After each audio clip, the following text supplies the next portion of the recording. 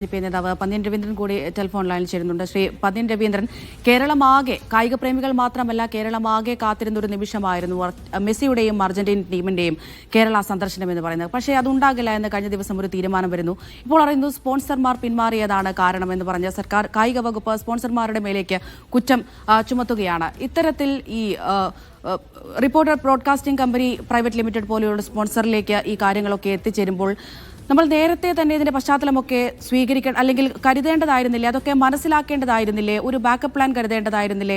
ഇപ്പോൾ നമുക്ക് സ്പോൺസറെ മാത്രം കുറ്റം പറഞ്ഞ് മുന്നോട്ട് പോകാൻ കഴിയുമോ? സാധാരണഗതിയിൽ ഇതുപോലുള്ള പ്രധാനപ്പെട്ട കളിക്കാരെ ലോകത്തിന്റെ പല ഭാഗത്തേക്ക് അവർ പോകുന്നത് ഇതൊക്കെ ഫിഫയുമായി ബന്ധപ്പെട്ട ഏർപ്പാടുകളൊക്കെ ഉണ്ട്. ഫിഫ തീരുമാനിക്കും ഒരു ടീമിന് എത്ര വിദേശത്ത് പോയി കളിക്കാമെന്ന്. 4 കളിയാണ് ഇപ്പം തീരുമാനിച്ചിരിക്കുന്ന ഇപ്പൊ കേട്ടത്. 4 നമ്മളിപ്പോൾ ഇല്ലാന്ന ഇപ്പൊ വന്ന വാർത്ത. സ്പോൺസർമാരായിരുന്നു അടക്കമുള്ള ഏർപ്പാട്. സ്പോൺസർമാരെ വിശ്വസിക്കലേ പിന്നെ ഒരു മാർഗമുള്ളൂ. കാരണം ഫിഫ അതുപോലെ തന്നെ ഓൾ ഇന്ത്യ ഫുട്ബോൾ അസോസിയേഷൻ ഇത് തമ്മിലുള്ള ലിങ്ക് വേണമെങ്കിൽ ആ ലിങ്കിന്റെ കൂടെയാണ് നമ്മുടെ ഗവൺമെന്റും മറ്റു വകുപ്പുകളും തമ്മിലുള്ള ഏർപ്പാടുകളും വരുന്നത്. എന്തായാലും നമ്മളൊക്കെ വലിയ പ്രതീക്ഷയോടെ കാത്തിരുന്നതാണ്. മെസ്സി കേരളത്തിൽ വരുന്നതെന്ന് പറയുമ്പോൾ ഈ നാട്ടിൽ ആകെയുള്ള ആളുകൾ ഫുട്ബോളിനെ പറ്റി വലിയ പിടിപാടില്ലാത്ത ആളുകൾക്കും ഫുട്ബോൾ കളി കണ്ടു കാണുമല്ലോ. അവർക്കൊക്കെ മെസ്സിന്റെ കളി കാണാൻ ഒരു ആഗ്രഹം. അത് നാട്ടിൽ വന്ന് കളിക്കുമ്പോൾ അതിന്റെ ഒരു പ്രത്യേകത ഉണ്ടല്ലോ. ഇതൊക്കെ പ്രതീക്ഷിച്ചിരുന്ന ഞാനും അങ്ങനെ ഒരു മോഹിച്ചിരുന്ന ഒരാളാണ്. ഞാൻ മെസ്സി എന്ന് പറയുന്ന കളിക്കാരന്റെ അദ്ദേഹത്തിന്റെ മനോഹരമായ കളി ഒന്ന് കാണാൻ, ഇടങ്കാലൻ ഷാർപ്പ് ഷൂട്ട് ഒന്ന് കാണാൻ നമുക്കതിനൊരു പ്രതീക്ഷയുണ്ടായിരുന്നു. ആ പ്രതീക്ഷ ഇപ്പൊ നഷ്ടപ്പെട്ടു പോയി. അതിൽ വലിയ ദുഃഖമുണ്ട്. ഗവൺമെന്റ് അതിന്റെ കാര്യങ്ങളെ കുറിച്ച് ആലോചിക്കുന്നുണ്ട് എന്നാണ് ഇപ്പോൾ വന്ന വിവരങ്ങൾ.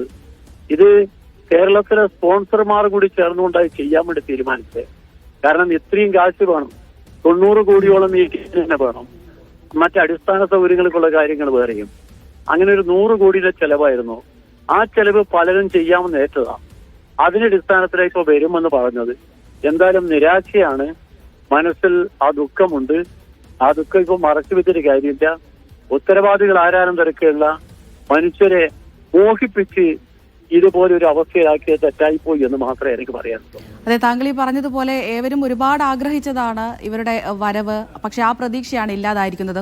ഒന്നുകൂടി പ്ലാൻ ചെയ്ത് വെൽ പ്ലാൻഡായി മുന്നോട്ട് പോയിരുന്നെങ്കിൽ നമുക്കിത് സാധ്യമാക്കാൻ കഴിയുമായിരുന്നില്ലേ?